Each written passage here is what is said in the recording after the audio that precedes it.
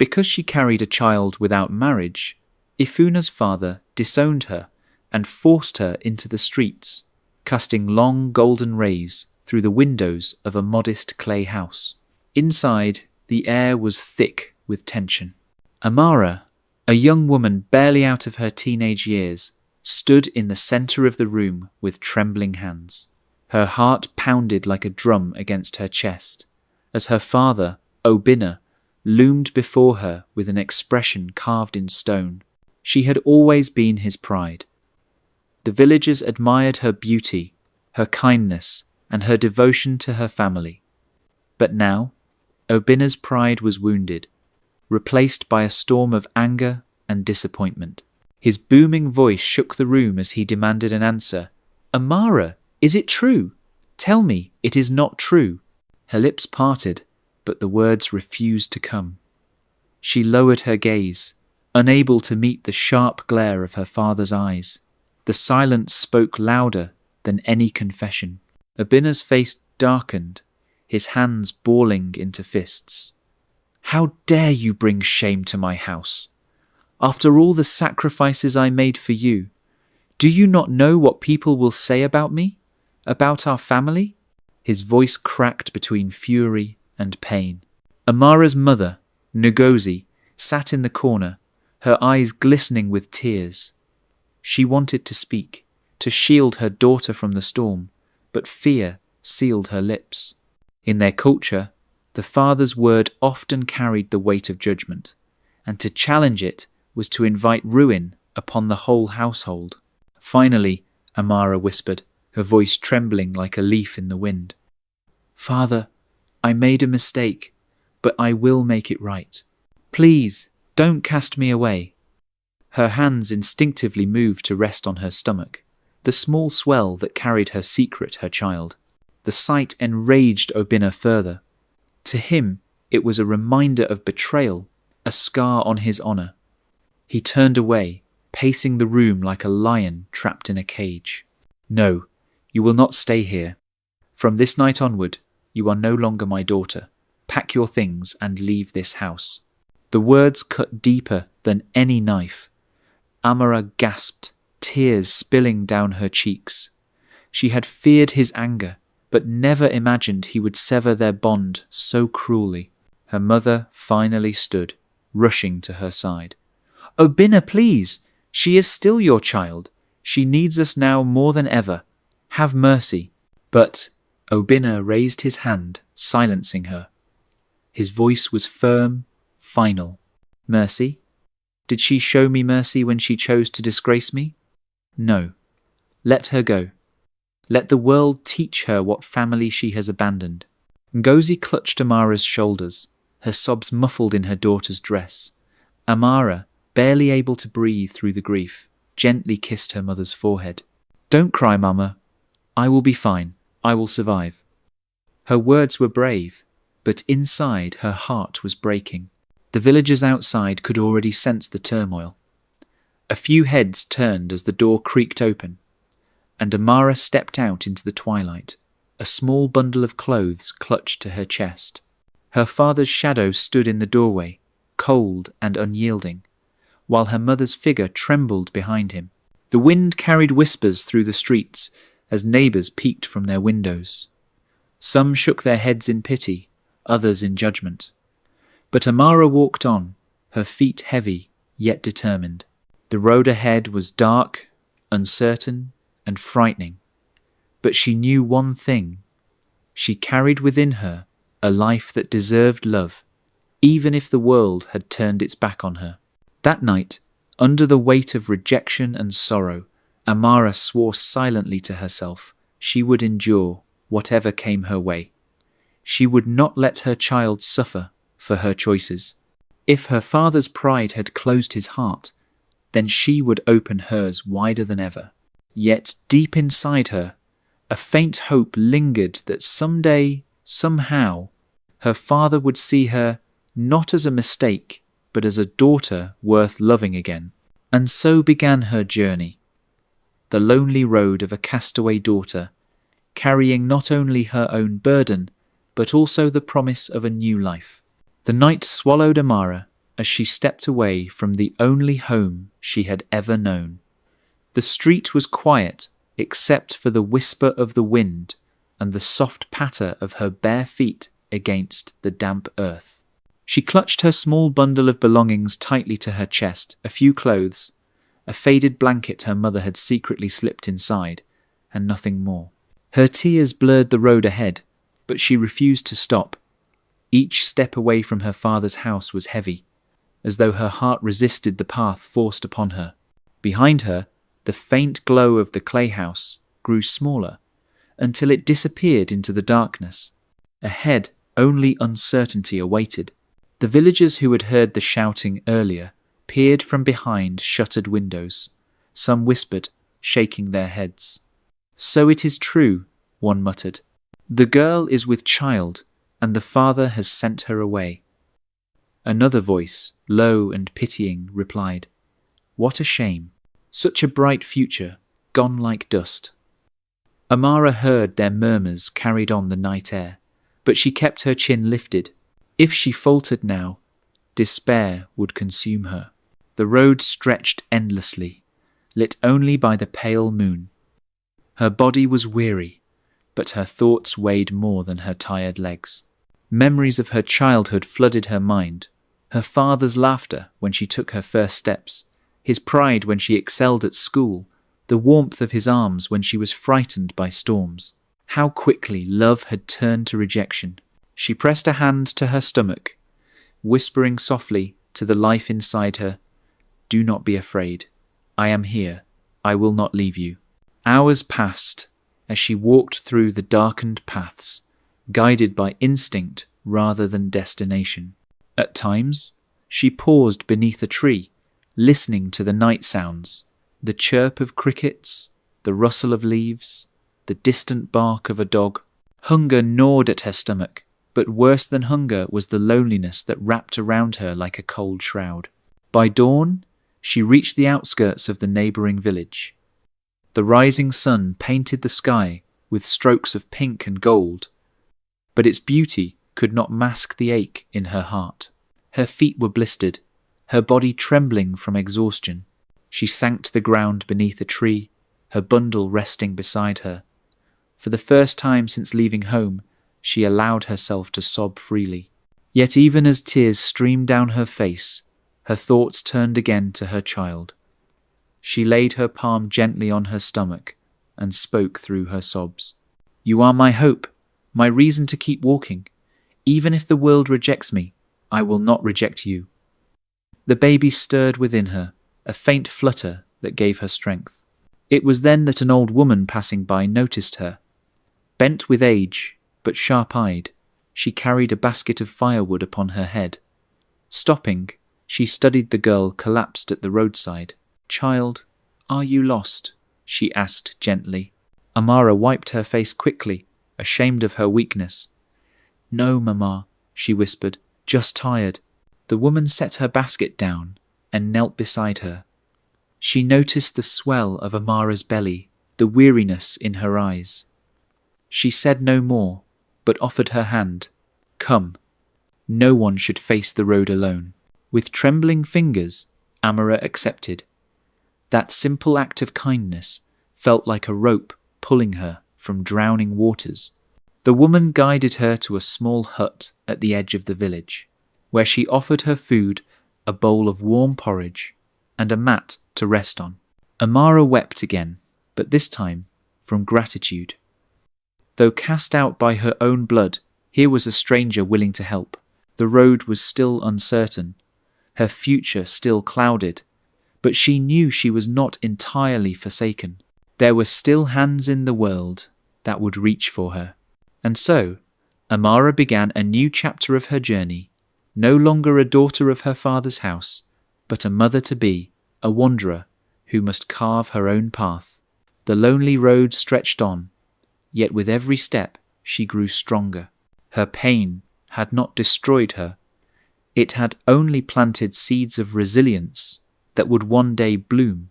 But fate had more trials waiting, and neither she nor the child she carried knew the storms yet to come. The days after Amara's exile stretched into weeks, and the weight of her father's rejection still clung to her heart like a shadow. Yet, in the midst of her sorrow, life continued to stir within her, reminding her of a truth she could not ignore. She was no longer just a daughter cast aside. She was a mother in waiting. The old woman who had found her by the roadside was named Mama Ifeoma. She lived in a humble hut at the edge of the neighbouring village, her days spent farming a small patch of land and weaving mats to sell at the market. Though her life was simple, her heart overflowed with kindness. She welcomed Amara as though she were her own child, offering her shelter and food without demanding explanations. "You don't need to tell me your story yet," Mama Ifeoma often said, her wrinkled hands busy grinding maize on the stone slab. "Life will tell me in time. What matters now is that you rest and regain your strength. A child cannot grow well in a mother who is weary." Amara obeyed, though at times guilt pricked her. She was a burden to this stranger, yet Mama Ifeoma treated her with such gentleness that the girl began to feel something she hadn't felt in weeks' safety. Slowly, her body healed from the long walk, and her heart began to mend from the wounds of rejection. As the months passed, her belly grew round and full. Villagers soon noticed the young woman living with the old widow, but unlike the whispers of her hometown, here there was less judgment. Some were curious, others skeptical, but Mama Ifeoma's firm presence shielded her from cruel tongues. "She is under my roof," the old woman declared once at the market, when someone dared to ask too many questions. "And while she is here, she is my daughter. Leave her be." One cool evening, as the harmattan winds rustled through the trees, Amara felt her. The seasons turned, and with each passing year, Amara's life in the village grew more settled. Yet, deep within her heart, there remained a restlessness that would not be silenced. She had built a quiet life with Cheek and Mama Ifeoma, but the thought of her mother, her father, and the home she once knew never truly left her. Some nights she dreamt of standing at the threshold again, her son by her side, and her father's stern eyes softening into tears. Other nights, the dream ended differently with the door slamming shut, her father's voice echoing once more. "You are no longer my daughter." Those memories clung like vines, refusing to release her. It was during one of these restless seasons that the first whisper of change came. Amara was returning from the market one afternoon, with Chike skipping happily at her side, a bundle of mats balanced on her head. The air was heavy with the scent of roasted corn and palm oil, and the chatter of traders filled the dusty street. Among the crowd, she noticed two women gossiping animatedly. At first, she paid no attention, but then a familiar name caught her ear. "Obinna has grown quieter these days," one woman said. "I heard him speaking of his daughter after too much palm wine. He spoke with regret, though his pride would not let him admit it openly." Amara's steps faltered. Her chest tightened as the words sank in. Regret? Could it be true? After all these years, had her father begun to soften? Chike tugged at her wrapper. "Mama, why are we stopping?" he asked innocently. She forced a smile and continued walking, but the words haunted her long after she returned home. That evening, as Chike slept curled up beside her, she whispered into the dark, "Father, do you think of me at all? Do you wonder about the child you cast away?" Her tears soaked silently into the mat. The whispers grew louder in the weeks that followed. Travellers passing through the market spoke of her father's health. Some said he had grown frail, others that he often sat staring into the distance, lost in thought. A few even claimed he had been heard asking about her whereabouts, though he never admitted it directly. Mama Ifeoma noticed the change in Amara. "You are restless, child," the old woman said one evening as they shelled groundnuts together. "Your hands work, but your mind is elsewhere." Amara sighed, her voice heavy with longing. "It is true. I cannot stop wondering if my father regrets. If my mother still thinks of me, if they would welcome Chike. The old woman studied her for a long moment. A heart hardened by pride may crack with time. But even if it does, the choice is still yours. Do you wish to face the past, or keep walking forward without looking back? Amara looked at her son, who was chasing fireflies outside, his laughter floating through the twilight. For myself, I could remain here forever, but for him. She hesitated, her throat tightening. He deserves to know where he comes from. He deserves a family larger than just me. The seed of resolve began to take root. One day, while at the river washing clothes, Amara overheard another group of women speaking. Did you hear? Obina's wife has been unwell. He has been seen visiting the shrine, praying for her health. At that, Amara's heart clenched. Her mother, her sweet, gentle mother, was sick. Suddenly, the longing to see her became unbearable. Memories of her mother's soft hands, her quiet reassurances, her tearful face on the night Amara was cast out, all returned with painful clarity. She could not sit idly in another village while her mother's health declined. That evening, she told Mama Ifeoma of her decision. I must go back, she said, her voice trembling but determined. If not for my father, then for my mother. She deserves to meet her grandson before it is too late. The old woman nodded slowly, her eyes filled with both worry and pride. It will not be easy, child, but you have grown strong. You are no longer the frightened girl who left that night. Go with courage, and whatever you face, remember forgiveness can heal, even wounds that pride has carved deep. Preparations began quietly. Amara saved every coin she could, weaving more mats and working longer hours in the field. Cheek sensed the change, though he did not fully understand. One night he asked, Mama, where are we going? You've been working so hard. Amara pulled him into her lap, her eyes glistening. We are going to visit the place where I grew up. You will meet your grandmother, and perhaps, her voice faltered, perhaps your grandfather too. Chike's eyes widened with excitement. A grandfather? I have one. Why have I never seen him? Amara's heart ached, but she forced a smile. Because sometimes grown-ups make mistakes. But maybe now, things can be different. The journey back to her hometown weighed heavily on her heart. She feared rejection, feared the sting of her father's anger, but she also carried hope that her mother's love and Cheek's innocence might soften what once seemed unyielding. As the days passed, the whispers of change became her guide. Every step she took toward her hometown was a step closer to confrontation, but also a step closer to healing. She prayed silently each night that her father's pride had cracked enough to let even a sliver of light in. She did not know what awaited her: shame or forgiveness, rejection or reconciliation. But one thing was certain. The quiet life she had built in the village was ending.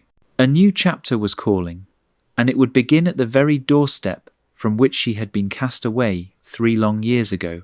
The morning Amara finally set out for her hometown dawned with a restless wind. The sky was overcast, heavy with clouds that threatened rain, but she refused to take it as a bad omen. With Chike at her side and a small bundle of belongings balanced on her head, she began the long walk back to the place she once called home. Her heart pounded with every step, a mixture of fear, longing, and determination. The journey was slow. Cheek grew tired along the way, and Amara carried him on her back for stretches of the dusty road. Travellers passed them with curious glances, some recognizing her and whispering in low tones. Word spread quickly in such villages. By the time she reached the outskirts, it seemed every passerby already knew Obina's estranged daughter had returned. When Amara finally arrived, the village felt both familiar and strange. The same mango trees lined the paths, children played the same games in the dirt, and the air was filled with the smell of roasted yam and smoke from cooking fires. Yet, to her, everything carried a heavier weight. She was no longer a young girl sneaking through the streets. She was a mother, with a son who looked around wide-eyed, seeing it all for the first time. "Is this where you lived, Mama?" Cheek asked, tugging her hand. "Yes," she whispered, her throat tight. "This is where I grew up." Her first stop was not her father's compound, but her childhood friend Ngozi's home. Ngozi, startled but overjoyed, embraced her tightly. "Amara, by the gods, it is really you. We thought you would never return." Tears pricked Amara's eyes. "I did not think I would either, but I had to see my mother. I heard she has been unwell." Ngozi's expression turned serious. "It is true. She has been frail for some time, though she hides it well. Your father, he has changed, Amara. He is not the man he was 3 years ago. But his pride is still strong. Be careful how you face him." Her words both comforted and unsettled Amara. That night, she and Cheek stayed with Ngozi, but Amara could hardly sleep. She kept imagining the moment she would stand before her father again, his face stern, his voice harsh, his rejection final. But another vision came too. His arms open, his eyes softened, his heart changed. Between fear and hope she drifted in uneasy slumber. The next morning, with trembling hands, Amara dressed Cheek in his cleanest clothes. "Be brave, my son," she whispered.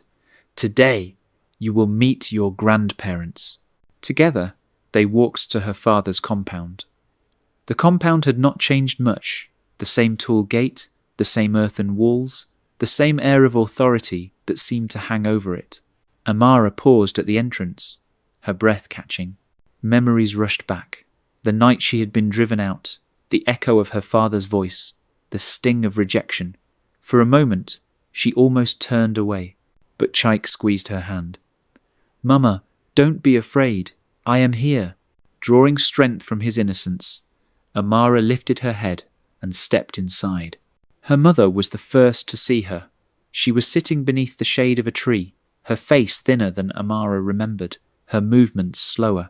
But the moment her eyes fell on her daughter, she gasped, dropping the basket she was holding. "Amara!" she cried, her voice trembling. She rushed forward, gathering her daughter into her arms, sobbing. My child! You came back!" Tears flowed freely down Amara's face. "Mama, I'm sorry it took me so long. This is your grandson." She pulled Chaik forward gently. Her mother's eyes widened as she took in the boy's bright face, his resemblance to Amara, unmistakable. Slowly, she knelt, cupping his cheeks with trembling hands. "Oh, what a fine child! My grandson! You are truly my blood." She pulled him into an embrace, tears soaking his hair. It was then that Abina appeared. He stepped out from the inner house, tall and still commanding, though age had etched lines into his face. His eyes, sharp as ever, fell on the scene before him. His disowned daughter, returned with a child, embraced by his wife. His jaw tightened, and the silence that followed was suffocating. Amara turned slowly, her heart thundering. "Father," she whispered. Her knees weakened, and she bowed low, her forehead nearly touching the ground. "I have come back." Obina's gaze shif. The night after Obina pulled Cheek from the river was unlike any other the village of Umawaka had seen in years. The moon, swollen and golden, cast its light upon the compound, as though the heavens themselves bore witness to the turning of hearts. Within Abina's household, silence reigned, not the heavy silence of estrangement, but the fragile quiet of reconciliation, like the hush after a storm when the earth soaks up the first drops of peace. Amara sat in the inner room beside her son, watching him sleep. His breathing had steadied, though his small chest still shivered from the memory of the river's grip. She brushed a damp curl from his forehead, her hand trembling with both relief and exhaustion. Across the courtyard, she could hear her mother humming softly a lullaby from Amara's childhood, one she had not heard since before her exile. But Obinna did not sleep. The old man sat alone beneath the Udala tree at the edge of the compound, his staff beside him. His eyes were fixed on the sky, but his thoughts churned deep within. Pride and shame wrestled against gratitude and newfound tenderness. For years he had believed he was right, that casting out Amara was the only way to preserve honour. Yet tonight, as the weight of his grandson's small body had clung to his chest, all the walls he had built inside himself had come tumbling down. His wife approached quietly, her wrapper rustling softly in the night breeze. She set a calabash of water beside him. "Drink, Obinna," she said gently. "Your heart has laboured tonight, as much as your body." Obinna nodded absently, sipping before setting the calabash down. "Ngozi," he whispered, his voice thick with weariness. "Have I been a monster all these years?" His wife's eyes softened. "You have been a man, Obinna, a man blinded by the fear of shame, but even the hardest yam softens in boiling water. Tonight the river showed you what words could not." Obinna lowered his head, shame prickling his skin. "I nearly lost my grandson before I even accepted him, and I nearly lost my daughter forever. What kind of father have I been?" Ngozi touched his hand, her wrinkled fingers warm and firm. "One who still has a chance to make things right. That is what matters."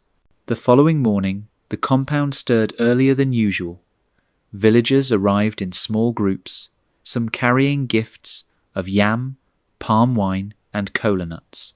They had heard the news not only of the boy's fall into the river and Obinna's daring rescue, but of the reconciliation that followed. In a community where every secret was shared, the story had spread like fire through dry grass. Elders gathered in their white wrappers, while women whispered among themselves, eyes shining with curiosity. Children played at the gate, reenacting the scene of Obinna leaping into the river with exaggerated splashes and shouts. Inside, Amara felt her stomach tighten as she watched the growing crowd. She knew what was coming. The village had judged her once before when her father cast her out. Now they would come to witness whether she would be restored or rejected again. Her mother entered the room and laid a reassuring hand on her shoulder. "Be strong, my child. Today is not a day of shame, but of renewal." Obinna, dressed in his finest cloth, though his face remained grave, stepped into the courtyard. All eyes turned toward him.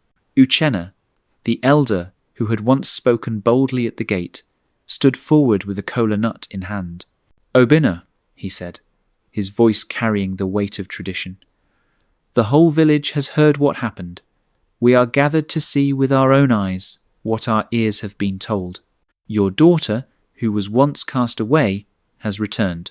Your grandson, saved from the river by your own hands, bears your blood. What say you before the people?" The air grew heavy, thick with expectation. Amara stepped forward, her heart pounding, cheek holding tightly to her hand. She could feel the villagers' eyes on her, some sympathetic, others sceptical, many simply curious. Obinna looked at his daughter. For a moment, silence stretched between them, broken only by the cooing of doves in the trees. Then, in a voice that trembled but did not falter, he said, "My people, hear me. 3 years ago, I let pride guide my hand. I cast out my child because I thought she had brought shame upon me. But I was blind. In sending her away, I did not protect my honour. I destroyed my family." Murmurs rippled through the crowd, some nodding, others wide-eyed at such open confession. Obinna continued, his voice growing stronger. "Last night, I nearly lost my grandson to the river. As I pulled him from the water, I understood. No shame in this world is greater than the love of blood. Amara is my daughter. Cheek is my grandson. From this day, They are restored to my house. Let no one speak otherwise." A hush fell, followed by a roar of approval. Women ululated, children clapped, and the elders nodded with solemn satisfaction. Uchenna broke the kola nut, blessing the reconciliation, and palm wine was poured. Amara fell to her knees, tears streaming. "Father, thank you," she whispered, though her voice broke with emotion. Chaik clapped his small hands, delighted at the cheers, though too young to fully grasp their meaning. Obinna bent down and raised Amara to her feet. For the first time in years, his eyes looked at her not with anger, but with tenderness. "Forgive me, my child. Let us begin again." In the days that followed, healing spread like dawn across the compound. Neighbours who had once whispered cruelly now came to offer gifts, groundnuts, woven mats, small trinkets for Chaik. Children who had mocked Amara in her exile now played with Chaik by the compound gate. But reconciliation was not without its difficulties. Obinna still struggled with his pride, sometimes faltering in his efforts to show affection. Amara, too, wrestled with lingering hurt. There were moments when silence stretched awkwardly between them, old wounds lurking like shadows. Yet each day brought small steps. Obinna began to teach Cheek how to tend goats, his stern instructions softening into laughter when the boy toppled clumsily into the grass. Amara cooked meals for her father again, just as she had as a girl, and though his first words of thanks were gruff, they grew gentler with time. One evening, Obinna called a gathering of his household. "There is one thing more," he said solemnly. "The man who fathered this boy must answer for his absence. I will not let my daughter bear that burden alone." Amara looked down, her heart tightening. She had long accepted that the man she once loved would never return. He had vanished before Cheek was born, leaving only promises in his wake. "Father," she said softly, "do not trouble yourself. The past is gone. Chaik needs no other father now that he has you." Obinna's eyes glistened. He reached across the fire, laying his rough hand over hers. "Then let it be so. From this day I will stand in the place of father to him and restore what I denied you." Tears blurred Amara's vision as she whispered, "Thank you, Papa." Months passed, and with them the scars of the past slowly faded. Obinna became a grandfather in truth, walking proudly through the village with Cheek perched on his shoulders. Amara found new confidence. Her spirit no longer weighed down by shame. The family that had once been broken was whole again. In time, the story of their reconciliation became a tale told by the fireside of pride, exile, suffering, and the triumph of love. Elders recounted it as a warning that pride can destroy, but humility can heal. Mothers told it to daughters as a reminder that even in rejection, resilience can lead to restoration. Children repeated it in play, laughing as they pretended to rescue one another from imaginary rivers. And whenever the tale was told, it ended with the same words, spoken with reverence. Obinna nearly lost his daughter and grandson to the river of pride, but love pulled them back to shore.